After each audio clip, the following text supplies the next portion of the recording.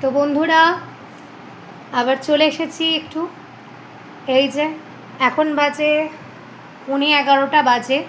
তো আমার পেছনের ব্যাকগ্রাউন্ড দেখে বুঝতে পারছো, আর বেশ খানিকটা গরম পড়ে গেছে বন্ধুরা। তো মশারি টাঙিয়ে নিয়েছি, যদিও মশারিটা অনেকটা জায়গায় ছেঁড়া টেরা আছে। কি বলো তো, মশারি না আমাদের বাড়িতে একদমই টেকে না।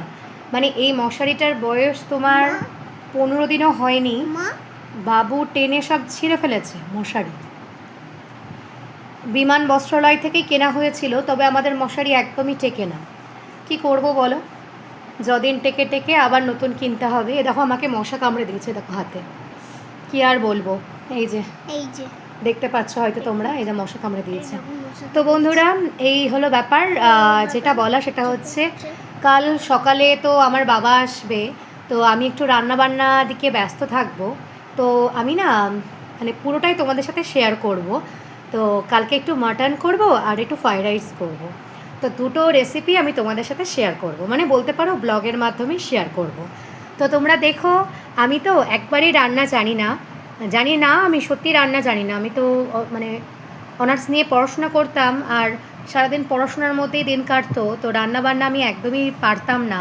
তো যেটুকু অল্প বিস্তার পারি ওইটুকুই তোমাদের সাথে শেয়ার করব। আর দেখো কীরকম ঘেমে গেছি, কাজ করছিলাম তো কটা বাসন মাজছিলাম।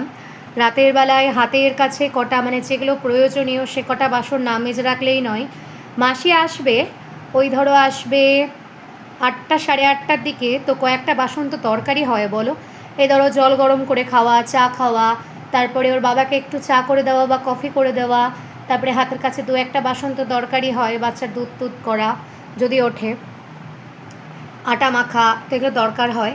তো হাতের কাছে যে কটা বাসন মানে সে কটা বাসন মাজলাম।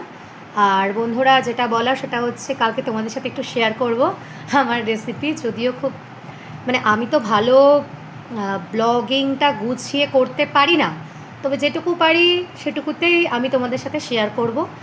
প্লিজ কিছু না মনে করে একটু দেখো ধৈর্য নিয়ে। আর এখন ওই 11:15 বাজে, দেখতেই পাচ্ছ। তো মশারির ভিতরে ঢুকে গেছি, আর বেশ গরম পড়ে গেছে। আর এই দেখো হাতে নিয়েছি কাউন্টার, এই যে কাউন্টার নিয়েছি। তো একটু হরিনাম জপ করতে করতেই মানে শোবো। হ্যাঁ, সারাদিন পর একটু ভগবানের নাম না নিলে মনে হয় যে সবই যেন খালি চলে গেল। আর একদিন তো সব কিছু ছেড়ে চলেই যেতে হবে, তার আগে একটুখানি নিজেকে একটু মানে সঠিক জায়গায় আনা। তো বন্ধুরা তো